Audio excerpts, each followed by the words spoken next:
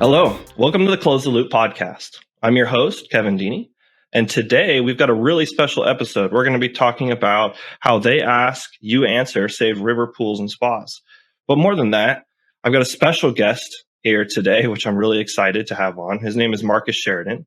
Marcus is an international keynote speaker known for his unique ability to excite, engage, and motivate live audiences. I can say for sure that that's true because I was there in the audience recently. Marcus also works with hundreds of businesses in impact, helping them to become the most trusted voice in their industry. And I think trust is a big part of how he does that. His book, They Ask, You Answer, and his keynote presentation at B2BMX in Scottsdale recently this year have inspired me in how powerful content really can be as a tool for sales. So something I thought our listeners would get a ton of value out of. And also Marcus isn't, when he isn't giving his, energy-filled keynotes, he finds himself on adventures with his wife and his 4 kids. So he's definitely an engaging person. So welcome, Marcus. Hey, Kev. I'm thrilled to be here and looking forward to our conversation. I think we'll say something today is going to help somebody. That's my feeling. Yes, it's usually like, okay, let's help at least one person or give some person some insight. So the thing I wanted to kind of start off with is, if you don't mind, I mean, I'm sure you've shared it a 1,000 times, but that story of how you made your way from what was happening at river pools and spas to figuring out and piecing this book together, this concept together, your philosophy that's in your book of They Ask, You Answer. So if you don't mind sharing or retelling some of that story, I think it's a really powerful story. Yeah, happy to do it. And I think our stories matter, and I never get tired of telling it because it's made me who I am. Because usually everybody says, "I hate to ask you to say," and I know. And I think we need to. I think we need to own our stories in life as businesses, as individuals, etc.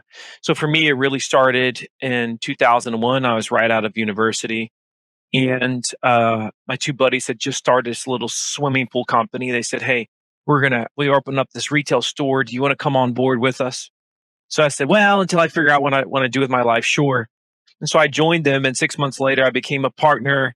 And so we struggled to grow the business over the following years. And then in 2008, the market crashed, and I thought we were going to lose the business. And we were in really, really big trouble, big trouble. And at the time, I had 60 employees. I thought I was going to have to let them all go. Thought I was going to lose my home. And so that's when I really started to learn about just the internet and today's buyer. And, I started reading a lot of fancy phrases online like inbound marketing, content marketing, social media, blogging, all that stuff that we almost, take for granted. Today, I was listening to it and I was like, you know what? Here's what I'm hearing. If I just obsess over my customers' questions and I'm willing to address them on our website, I just might save our business. And so I can remember vividly just sitting down one night at my kitchen table, brainstorming all the questions I'd ever received that I could, recall in that moment about fiberglass swimming pools, because that's what we sold. And then one by one, each night over the next 2 years, every single night, I was producing an article, producing a video that was answering our customers' questions honestly, transparently, very thoroughly. And we became the most trafficked swimming pool website in the world. And the pool company kept growing, and we had more and more influence. And so then we started manufacturing pools, which is a huge deal. We started having dealers all over the US. And then we became the first franchise of fiberglass swimming pool builders in the country. So today we have river pools of whatever, city near you, or, if it's a bigger city, we're having them grow all over the United States. And so that was the pool story. And in the midst of all this, I started writing about the experience that I was having, the success we were having. And I just felt like everybody should know this. And very few are doing this. And it's so obvious to me. And so that led to, as I was writing about it, people started contacting me saying, "Can you teach me about it? And can you show us how to do it as a company?" So that led to me having an agency. Today I have an agency. It's about 70-ish employees. It's called Impact. And we help companies around the world implement, of course, what we call They Ask, You Answer. And that became the title of my book. That book came out about 4-ish years ago, but each year it's been selling more copies, not less, which is really wild because there's like a movement behind They Ask, You Answer now. And it's been absolutely fascinating to watch. It's been a privilege to watch, and just keep seeing the case studies roll in. Honesty, transparency, teaching, trust. That's what it's all about, Kevin. And it wins the day for any business, regardless of what type of company you are. Yeah, so I was trying to step into the shoes of, let's say, a typical listener of ours, which, let's just say hypothetically, this is like a roofing company or something. And they're hearing this and they're going, so how, and this is like a question that they might have for you, Marcus. How is writing content, putting content out there, putting it on my website, creating information that, our customers might find interesting, how is that going to lead to sales? Well, the studies have shown that today's buyer, on average, is 80% roughly 70 to 80% through that buying journey before they reach out to a company. And we've all experienced this since the advent of the internet, which was roughly 25 years ago. 1996, 1997 is when we really started to use it. Every single day that's passed since that time, you and I have become more educated in how we find things online, how we vet companies online, how we make decisions online. And oftentimes that's why we're even more informed than the salesperson is that we're working with. Everybody's experienced that before, right? And so that's why they call it the information age, is we have access to this information. And so you just got to analyze, well, how do I feel when I go to a site and I can learn anything that I want from that company? How do I feel about them?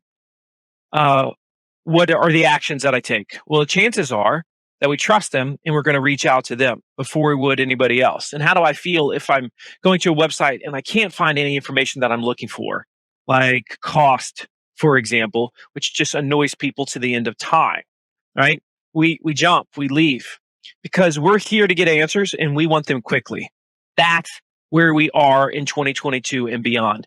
So companies that are willing to take the time to do that, to invest in the people and the resources to do that, they're crushing their space. And we've seen this happen. We've got so many companies that embrace the ask you answer, this philosophy of obsessing over your customers' questions, worries, fears, issues, concerns, and then addressing them thoroughly on your website through text, through video, through audio, whatever that thing is. We've seen so many companies take off and become the most trafficked website in their entire industry because few companies are willing to do this. Few companies are willing to pay the price because this is consistent with what's called the law of the harvest. You can't create this amazing crop unless you're willing to till the ground and then plant the seed and then water it and protect it. And then eventually you have this glorious harvest. And that's what happens with content online. It's like every article is a seed, right? And eventually enough seeds, you have a field. And then if enough fields, you have a farm. And then you can just be fed for a lifetime. And that's what happens for those that really understand the way content compounds online. It's a lot like, you've heard of compound interest, call it compound information. It's the amount that we're investing and when we started investing. And a lot of companies don't think this way and they would rather do something that's short term. But the problem with anything that's paid, like paid advertising, is as soon as your money stops, so does the lead inflow. And I don't know about you, Kev, but I'm looking for leads for a lifetime, man.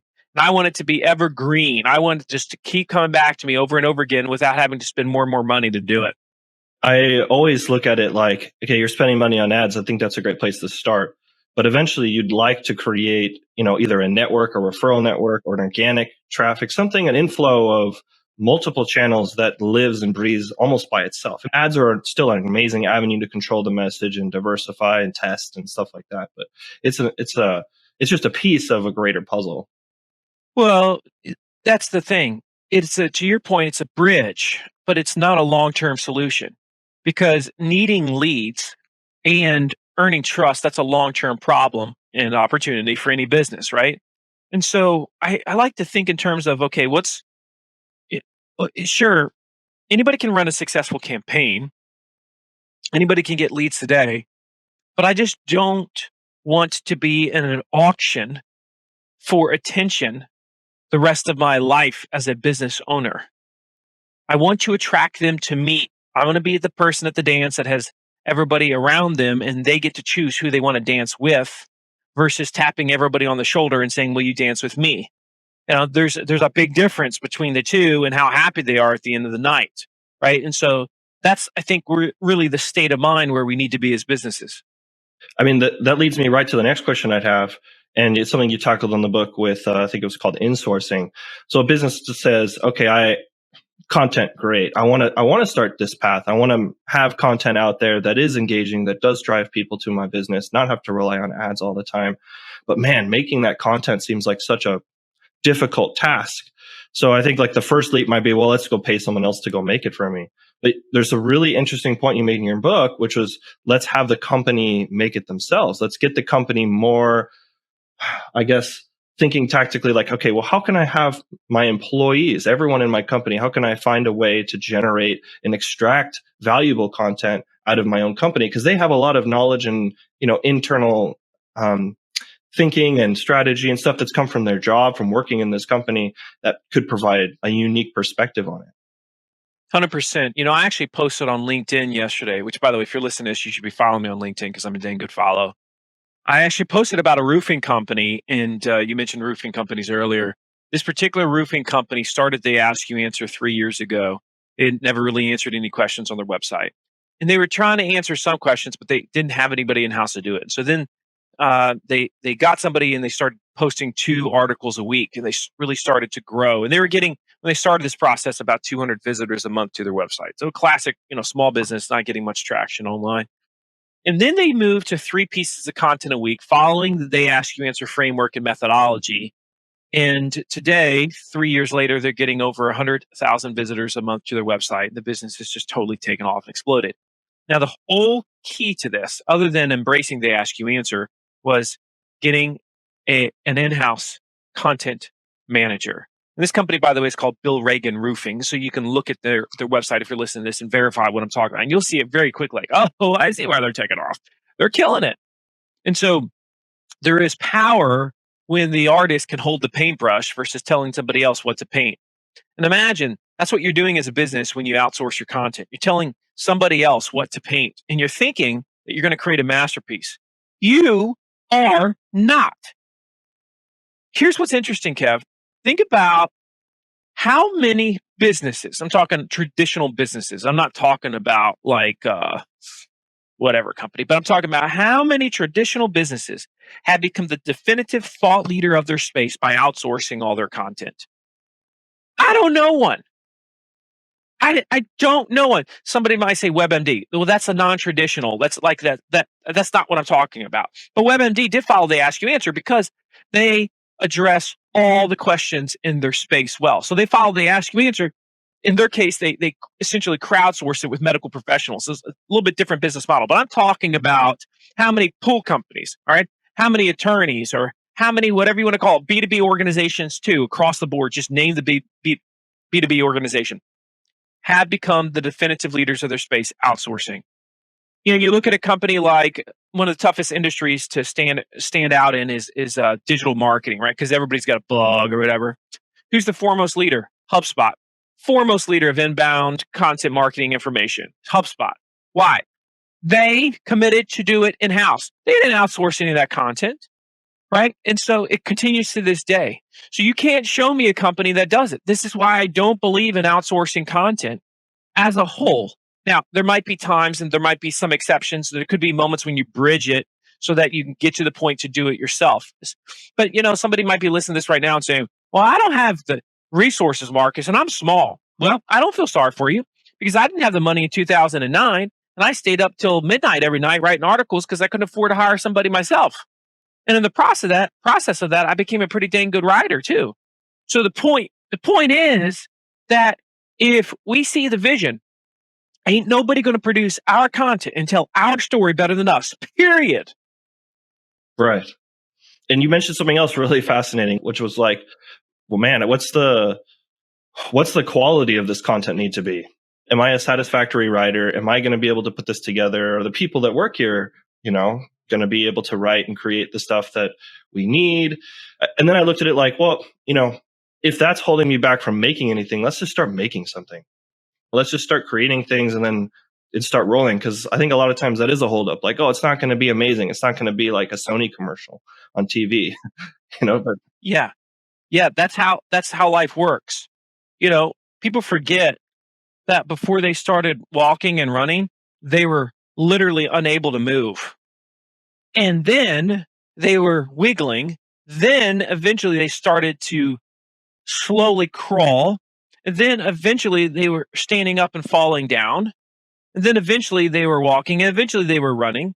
Like, that's how it works. And for some reason, we've lost this entire mindset with how we go about digital.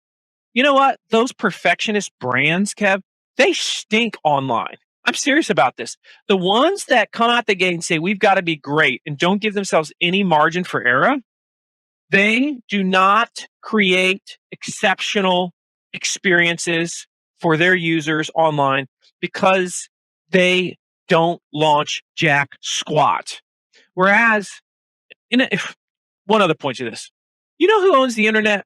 The internet is owned by C plus students. Who works for them? A students. I'm serious, it's a heart attack. Why? A student says it's got to be perfect. I got to study all night just to get an A. C student says, I think I'm good. I'm going to pass. Let's see how this goes. And that's literally who's running the internet right now. If you look at it across the board. Yeah. I think that's really encouraging, because if you're like, wow, okay, I believe in this content idea. And I think a reason why you might say that is, I like the idea that my content's going to convey trust. I like the idea that content's going to answer these questions. It's going to bring in people through organic channels, or just people who have these questions that have arrived at my website, want to learn more, and I'm going to be able to deliver the answers. And now, okay, I think now I can come up with a way of generating content. I'll establish the quality as we go. I'll figure that out. And then the next part of that journey, at least in my eyes, is like, okay, how are we going to track this? How are we going to measure this? And you have some really interesting examples in your book where you've looked at your website, you looked at your analytics, you looked at how it was going, and you made decisions based on, wow, this is working really well. Let's do more of this or more of that. So that was the tracking, measuring. Tracking is a big deal. Companies don't do it enough. And if you're using the right tools like a HubSpot or something like that, and people are filling out forms on your site, when they fill out a form, you should be able to track what pages they've looked at and what was the first page of the site that they looked at. And when you can see first page of site, that tells you, okay, this essentially is what brought them to the site. Especially if it's like an article that you wrote, or if it's coming off of a YouTube link that you did. I mean, you should be able to see ultimately what was the initial source.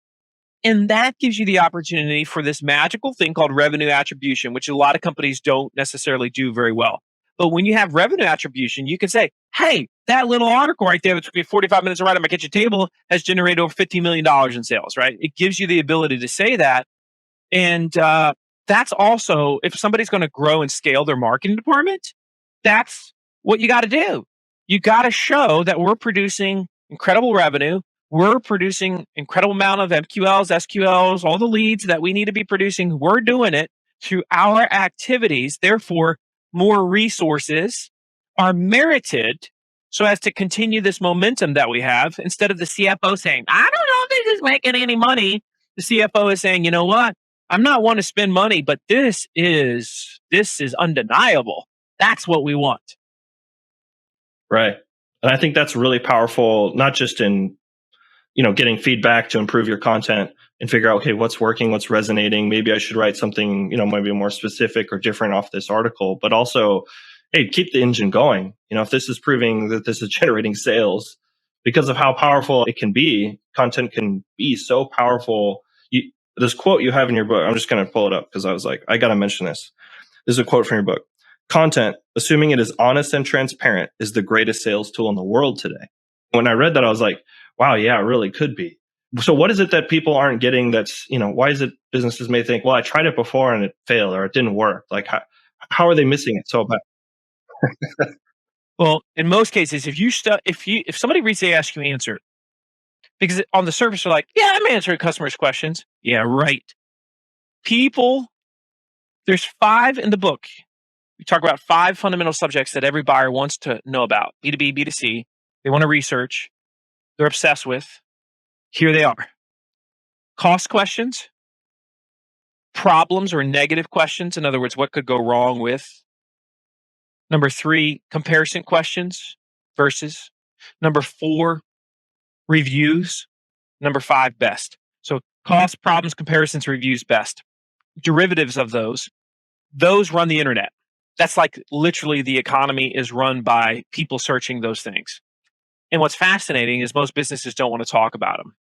Every single company listening to this right now should be talking about cost and price of their products and services on their website. Now, I'm not saying, by the way, that you have to put exact numbers, but if you're not teaching companies, or readers or potential customers what drives cost up, what drives cost down, why some companies are expensive, why some companies are cheap, and roughly where do you fall, then you're failing to earn trust. And that's unacceptable in my book. If you're not talking about those negatives, those issues, worries, concerns that they have, right? Then you can't bury the elephants. The elephants are always there in the room. You can't sweep an elephant under a rug. It's an elephant, right? So talk about it. People are constantly asking you comparison-based questions. How do you compare to this? You versus that competitor, your product versus their product, your methodology versus that methodology, this option versus that option. We're constantly comparing those things. How come you're not doing it on your website? It's ridiculous. They're asking your sales team, so why not? People want reviews, but they want unbiased reviews. They want to hear about pros and cons, good, bad, and ugly. Are you producing pros, cons, good, bad, and ugly reviews of your products and services? Why not? You should be. That's what the marketplace wants. People constantly search for the best or the most or the top, right? Because we want to see what the best is. Doesn't mean we're going to buy the best. It just means we want to see it so that we can compare off of that and say, okay, I'm getting a good value. Are you talking about that? Or are you just, again, the ostrich with your head in the sand, thinking the problem, the question, the need's going to go away? It doesn't go away. The only thing that goes away is the lead, right? Is the trust. Bye-bye. But their desire to know the thing never goes away, which is why it is my sentiment that I'm going to talk about it. I want to own every conversation in any industry I'm a part of.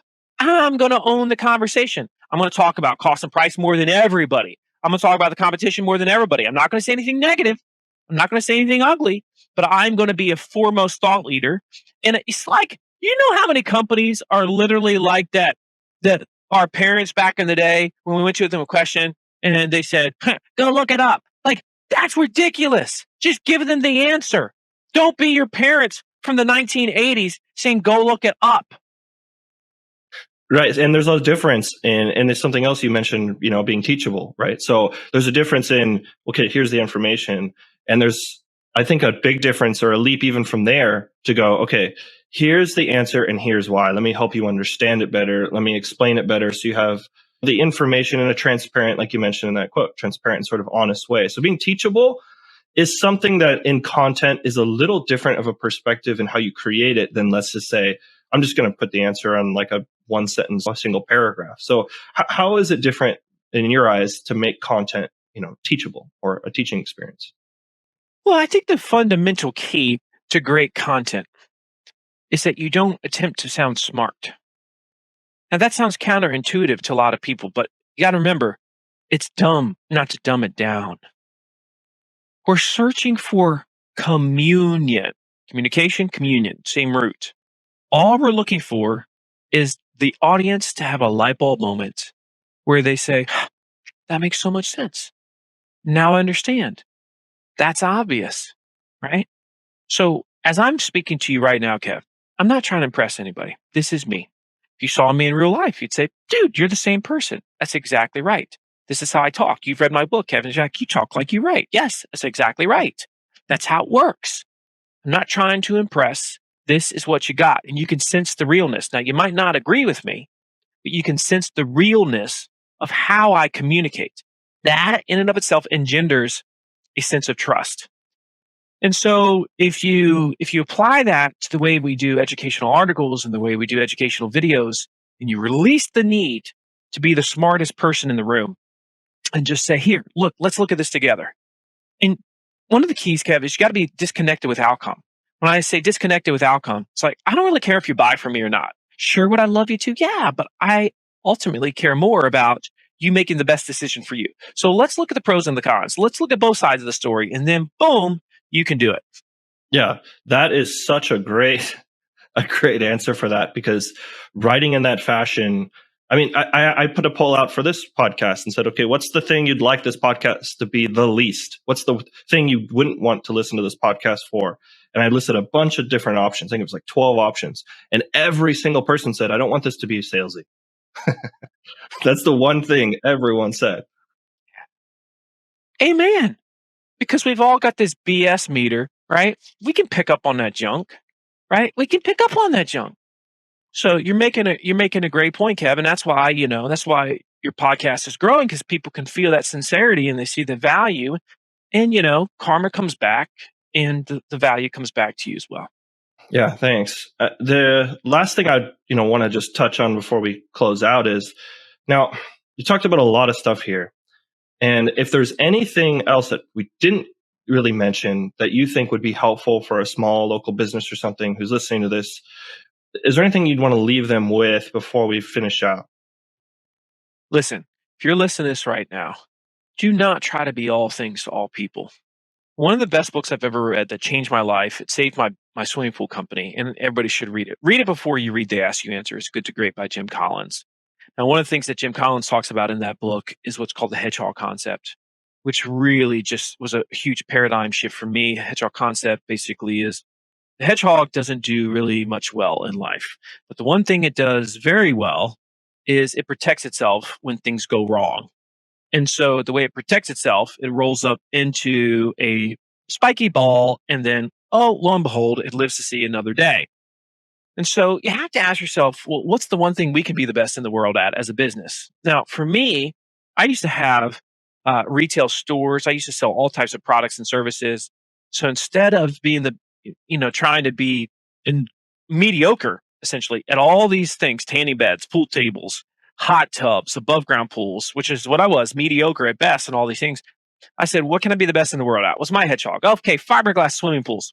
Now, then later on, I said, okay, with fiberglass swimming pools, what can be the best in the world at? I can be the best in the world at educating them through content on my website. So I said, I'm not going to even worry about social media. I didn't spend no time on social media. So I started to become the Wikipedia of pools on my website, first with text. Then I introduced video, and we blew up with video. It wasn't for like 6 or 7 years after I did They Ask You Answer that I even looked at social media. I didn't care, because I said, I'm going to be the best at this thing. Now, this is why for me on social media, I crush on LinkedIn. Why?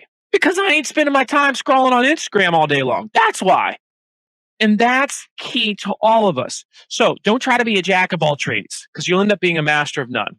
Choose your lane and do well in that lane, and it'll serve you very, very well as a business. I think that's really powerful advice. Now, Marcus, if there's listeners who want to get in touch with you, follow you, find out more about your company, anything like that, how can they find you, connect with you? Marcus at marcussheridan.com is my personal email address. Isn't that nice? You can email me directly if you're listening to this right now. Say, yo, Marcus, I have a question for you, and I'll actually answer you. Marcus at marcussheridan.com, but connect with me on LinkedIn. Follow me on LinkedIn, because that's where you're going to get my best stuff. Kev, it was great chatting with you today. Hopefully people read the book. Hopefully they'll continue to listen to your podcast, because you're doing a great job. And, for me, this was a lot of fun. Yeah. Here's the book if you're watching the video on this. Thank you so much, Marcus. I really appreciated your time coming on here, being able to talk to our audience and answering questions, and just the cordial, fun time we've had together today. So thank you again. You're welcome.